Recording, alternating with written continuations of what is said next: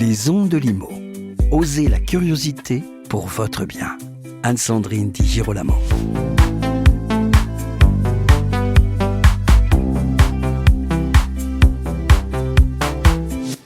Je suis avec Charles Marinakis, président de Century 21. Il vient de terminer sa conférence de presse de début d'année. C'est une conférence de presse qui est toujours très appréciée des journalistes parce que c'est la toute première de l'année, la toute première du secteur immobilier aussi, et la toute première à communiquer les chiffres de Century 21 sur le marché immobilier français. Et justement, il va nous donner son analyse du marché immobilier en 2024 et les perspectives pour 2025. Bonjour Charles Marinakis. Bonjour Anne-Sandrine, merci d'être venue nous voir aujourd'hui. Bon, mais c'est un grand plaisir. Surprise, vous communiquez aujourd'hui sur une note positive, y compris pour l'année 2024. En 2024, le marché a retrouvé son équilibre ou un certain équilibre et c'est une nouvelle heureuse, mais au fond aussi un peu inattendue. En tout cas, à rebours de ce qui se dit souvent. Je vous l'accorde, c'est vrai que c'était... on n'avait pas appréhendé l'année 2024 avec finalement une performance positive au niveau des volumes pour le réseau Century 21 parce qu'on va surperformer le marché à plus 3%. On le doit essentiellement, soyons honnêtes, à la fin de l'année, qui a été une fin d'année extrêmement tonique. Vous savez, qui a bénéficié, et c'est la première fois qu'on se retrouvait dans cette situation-là, avec des taux d'intérêt qui avaient baissé pour la troisième fois, et puis des prix qui avaient été aussi maîtrisés à la baisse, vous l'avez vu, avec une décroissance assez marquée malgré tout des prix. Et puis la conjonction des deux a réouvert du pouvoir d'achat et a redonné de la tonicité à ce marché, tonicité dont on a su profiter, qu'on a, je crois, parfaitement bien appréhendé. Voilà. Donc c'est vrai que la fin d'année a un peu boosté ce marché-là. Et nous, on termine positivement, ce dont on est très content. Avec au fond une vraie logique d'ajustement en fait. Quand on regarde et qu'on analyse la situation, ça devait se terminer comme ça. Sauf que c'était pas facile de le dire en avance. Non, c'était pas facile de le dire avant. Ça aurait pu être un peu prétentieux, voire présomptueux. Ce qui n'était pas prévu, c'est l'ajustement, le triple ajustement des taux d'intérêt. Si vous voulez, c'est ce qui fait vraiment que ça redonnait de la tonicité. Moi, j'avais appelé à une baisse des prix de l'ordre de 10 à 15%. C'est à peu près ce qu'on a retrouvé.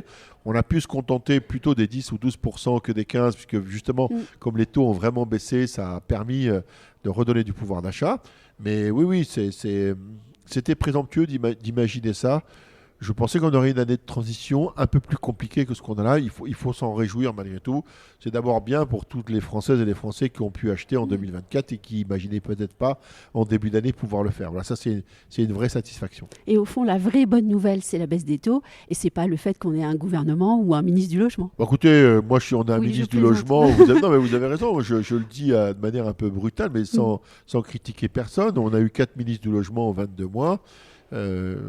Force est de constater qu'ils n'ont pas forcément influencé, en tout cas notre marché à nous, la transaction dans l'ancien, et que ce qui a été déterminant, encore une fois, c'est les taux d'intérêt, mais c'est aussi la baisse des prix. C'est-à-dire que c'est vraiment la conjugaison des deux qui a redonné de la tonicité au marché. La baisse des taux, on le doit aussi quelque part au gouvernement avec une meilleure maîtrise de l'inflation, parce que c'est parce que l'inflation s'est réduite significativement que les taux ont pu baisser. Et puis on le doit aussi aux Français, aux agents immobiliers qui ont fait que ce marché soit raisonné et raisonnable au niveau des prix. On faisait un vrai travail de fond sur les clients vendeurs, une vraie pédagogie pour expliquer à celles et ceux qui sont vraiment vendeurs que ça nécessitait un ajustement des prix parce que cela qu'on donne à la banque, mécaniquement, on ne peut pas le donner dans le prix. Voilà. Maintenant, qu'est-ce qu'on peut attendre de 2025 ? Est-ce qu'on va dire qu'on est sur un point de bascule et on attend encore la confirmation de certains éléments ou pas de décision difficile pour que le marché continue sur cette lancée positive ? Ou bien les choses vont bien aller quoi qu'il arrive parce que le marché est lancé ? Non, je pense que si vous voulez, là on est sur une lancée positive. Voilà, donc je pense que s'il n'y a pas de mesures déplacées, ou si le projet de loi de finances 2025 ne prévoit pas des mesures qui soient rédhibitoires, je parle du marché des transactions de l'ancien, l'augmentation des droits d'enregistrement, l'éventuelle plus-value de la résidence principale, enfin tout ce qui a pu être des effets d'annonce qui pour l'instant n'ont pas été, qui sont restés à l'état d'annonce. On ne sait pas ce que va nous préparer le nouveau gouvernement, mais moi j'aurais tendance à leur dire si, à défaut, toucher à rien. Voilà, ce marché-là, vous connaissez ma conviction, il a cette capacité à s'autoréguler. Il est, c'est vrai, sous la dépendance des taux d'intérêt, incontestablement, mais globalement, il a quand même cette capacité à s'autoréguler depuis la nuit des temps. Si c'est pour faire des trucs qui servent à rien, autant rien faire. Voilà. Donc laissez ce marché s'autoréguler. Nous, en plus, on ne consomme pas d'argent de l'État. On ne demande rien. On ne demande pas d'aménagements fiscaux. On ne demande pas de faveurs. On ne demande pas de diminution d'impôts. Voilà. Donc on n'est pas consommateur d'argent public. pour une fois qu'il y a quelqu'un qui ne demande rien, qu'on laisse ce marché s'autoréguler. Voilà. Et s'il n'y a pas de catastrophe d'annonce, je pense qu'on va retrouver de la sérénité dans le marché de l'immobilier. On va retourner vers les 850 000 ventes, on va avoir un taux qui va se stabiliser. Si la Banque centrale baisse encore un petit peu, entre 2,75 et 3,25, aux alentours de 3%, c'est un bon taux, c'est bien pour le client, c'est bien pour les banques. Vous savez, il faut aussi que les banques, elles aient c'est une entreprise, envie, une banque. c'est une entreprise, il faut qu'elles aient envie, qu'elles aient un intérêt à prêter. Donc, il faut aussi qu'une banque à 3%, elle gagne sa vie, et c'est normal qu'elle gagne sa vie. À 3%, c'est digeste pour le client français, parce qu'avec de l'inflation à 1,6, 1,7, c'est tout à fait digeste. Avec l'augmentation des salaires, c'est aussi digeste. Voilà, donc c'est une vraie... Moi, je pense qu'on va revenir à un marché équilibré, pérenne et un peu de sérénité, ce serait bien si on pouvait avoir une année 2025 un peu fun, un peu avec de la sérénité, voilà. Sans trop de texte parfois. Pas de texte. Pas de texte. Alors justement, il y a quand même un texte, je parle de la loi Le Meur. Au cours de cette conférence de presse, vous dites Airbnb a joué un rôle très inflationniste sur les prix de l'immobilier. Quel est votre sentiment sur le rôle que peut jouer Airbnb sur le logement en France ? Moi, je crois que malheureusement, le mal est fait. Je crois que la France est le deuxième pays au monde où il y a le plus grand nombre d'annonces sur le site Airbnb. Donc, si vous voulez, le mal est fait. Et je pense que la loi Le Meur, de ce point de vue-là, c'est un bon correctif. C'est-à-dire qu'en réalité, ça avait déséquilibré le marché, notamment dans les grandes agglomérations comme Paris, où en fait, si vous voulez, en sortant votre bien du parc locatif privé, vous le mettiez à l'abri de tous les dispositifs de mise en conformité de la décence locative, de la décence énergétique, et vous multipliez vos revenus, et j'ai dit par 4, quelqu'un m'a dit non, par 3. Qu'à cela tienne, par 3.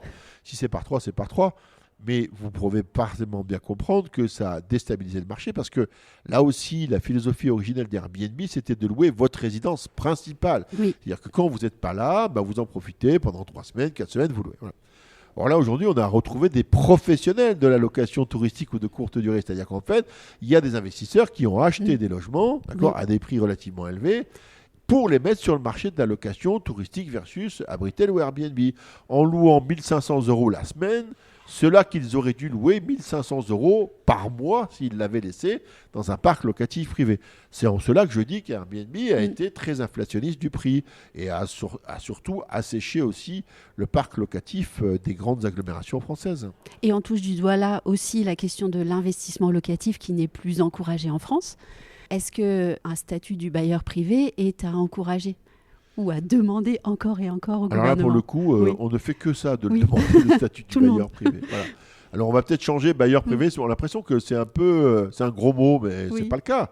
Alors on va peut-être dire investisseur privé, si vous voulez. À un moment donné, le parc locatif français est tellement diminué aujourd'hui, est tellement en situation d'attrition, qu'il faut bien trouver une solution. Et si on n'encourage pas les investisseurs à retourner sur ce marché de l'immobilier, on va avoir un vrai problème sur le parc locatif. Voilà. Et pour faire ça, il faut l'inciter. Parce que quand vous avez un livret à 3%, je ne suis pas sûr que certains investissements locatifs génèrent du 3% de rendement net. Donc que font les Français ? D'ailleurs, vous l'avez vu, il n'y a jamais eu autant d'épargne en France. Ils mettent leur argent dans un livret A. Est-ce que finalement, quel est le vrai investissement citoyen ? C'est quoi ? Est-ce que c'est du livret A ? Est-ce que c'est du CAC 40 ou c'est d'acheter un studio pour le mettre à disposition des Français qui en ont besoin sur le parc locatif privé ? Qui plus est, en maîtrisant les loyers et en le rénovant de manière énergétique. C'est quoi l'investissement civil ou citoyen ? C'est ça l'investissement citoyen. Donc favorisons l'investissement citoyen qui rend service à la nation, qui met du logement privé sur le marché à disposition des Français, qui le rénove énergétiquement, parce que c'est ça aussi les statuts de l'investisseur ou des bailleurs privés. Oui à la décence tout court locative, oui à la décence énergétique, pourquoi pas oui au plafonnement du loyer, mais en contrepartie, quel avantage je vais tirer d'investir dans l'immobilier, à part la plus-value qui est une plus-value virtuelle et latente le jour où la vendrai. Voilà. À condition que la relation contractuelle soit équilibrée. Là aussi, on a un souci en France. Évidemment, ça fait partie de ça. Aujourd'hui, quasiment tous les propriétaires bailleurs sont obligés de sourcir des assurances, des garanties loyers impayés parce que s'il y a une défaillance du locataire, ils ne peuvent plus faire face à leur mensualité d'emprunt. Voilà. Alors quand vous avez en plus un taux d'intérêt à 4 ou 4,5, la boucle est bouclée. Donc là, si on ne fait pas quelque chose pour déverrouiller ce statut, franchement, on court à la catastrophe, quoi. Et une action citoyenne des investisseurs qui pourraient être encouragés à mettre sur le marché du logement à nouveau des logements pour les Français. Et ça, c'est une typiquement, c'est une idée importante. Mais c'est important parce que là, il y a un double impact sociétal, si vous voulez. C'est de la rénovation énergétique qui serait une contrainte, et ce qui est tout à fait normal, de la décence locative, ce qui serait une contrainte et qui est tout à fait normal. Et en contrepartie, on accompagnerait quelqu'un qui va contribuer à la mise en conformité, à l'assainissement du parc locatif français et qui va rendre un service à un citoyen qui a besoin d'un logement pour se louer, qui est un étudiant, qui est une femme seule avec un enfant. Enfin, vous connaissez cette situation de décohabitation avec des gens qui ne trouvent plus de logement aujourd'hui en France. Donc, il faut encourager ce phénomène-là, si vous voulez. Et je trouve ça dommage qu'on ne fasse pas. Typiquement, aujourd'hui, vous avez dans les banques des prêts à impact. Vous savez ce que c'est un prêt à impact? C'est vous dire, si vous êtes RSE, si vous êtes une entreprise qui a une préoccupation de type RSE, on va bonifier votre taux. Moi, je dis, bonifions, trouvons un taux d'intérêt, des taux d'intérêt spécifiques à l'investisseur locatif, à condition qu'il rénove énergétiquement le bien, à condition qu'il y ait de la décence locative, à condition qu'il accepte, si vous voulez, qu'au lieu de lui prêter de l'argent à 3,5 ou 4%, on lui prête à 1,5%. Mais au fond, de tout ce que vous dites, moi, je retiens qu'en fait, il faut changer de logiciel politique. Moi, je n'ai pas cette capacité à changer le logiciel politique. Je crois qu'il faut que. Moi, c'est la période des vœux. Anne-Sandrine, je vais exprimer un vœu. Voilà. Un vœu professionnel. Le vœu de Charles Marinakis. J'observe depuis quelque temps, je reste un observateur attentif, si vous voulez, du marché économique français. Et je m'aperçois que beaucoup de lois, de textes de loi, dont la philosophie originelle est louable, elle est intelligible, en tout cas pour l'ensemble des Français, mais que la mise en œuvre est catastrophique. Et je m'aperçois qu'en fait, dans les ministères ou dans les secrétariats d'État, il y a un ministre qui est un homme politique ou une femme politique qui décide de la politique en accord avec le gouvernement. Et ça, c'est normal. Ça doit rester l'apogée de l'homme politique qui va orienter la société par des prises de position dogmatiques ou politiques.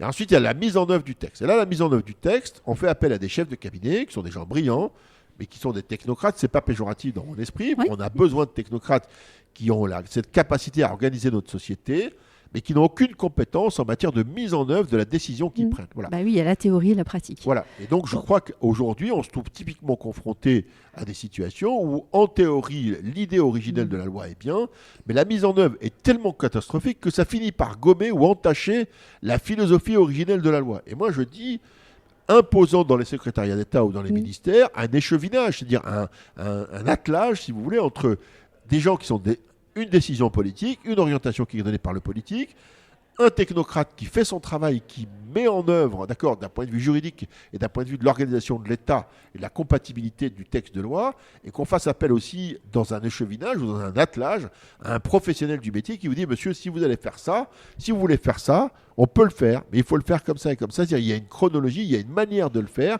qui le rend acceptable et digeste, d'accord, au lieu de rendre des choses qui soient des choses infaisables et qui finalement finissent par créer des déviances parce que le texte de loi a été inadapté ou contraignant. Mais Charles, vous demandez là une révolution administrative, en fait. Ben oui, mais vous savez, quand Emmanuel Macron est arrivé à la présidence de la République en 2017, il avait évoqué la possibilité de faire de la place à la société civile dans le monde politique. On voit qu'il n'en est rien aujourd'hui, mais on voit les conséquences de ce que ça donne aussi. L'homme politique aujourd'hui ne peut pas se dispenser du pragmatisme, de la pratique des choses et de la manière, parce qu'au quotidien, c'est nous qui gérons les 130 000 propriétaires bailleurs qui nous font confiance, et c'est avec eux qu'on travaille au quotidien. Voilà, et il faut s'appuyer sur des gens dont c'est le métier, non pas pour changer. Moi, je ne revendique pas une modification de la loi. Je dis qu'elle est bonne dans son esprit. Je dis que la mise en œuvre est catastrophique et ça finit par entacher le côté positif du texte de loi. Mais allez, on retient de cette conférence de presse des choses extrêmement positives pour le marché de la transaction de l'ancien. Et ça, c'est déjà un grand point. Excellente nouvelle pour 2024.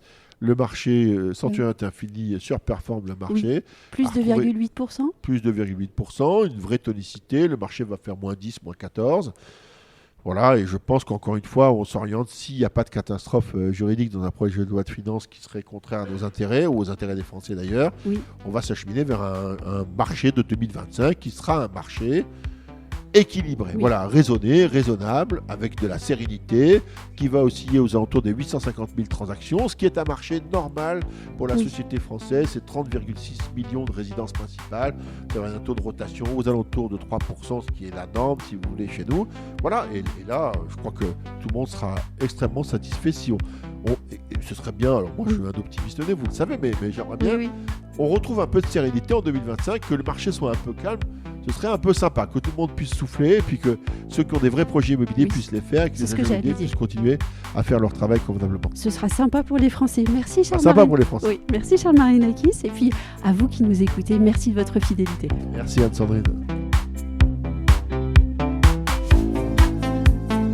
Retrouvez les Ondes de Limo sur ondedelimo.com, les réseaux sociaux et la newsletter.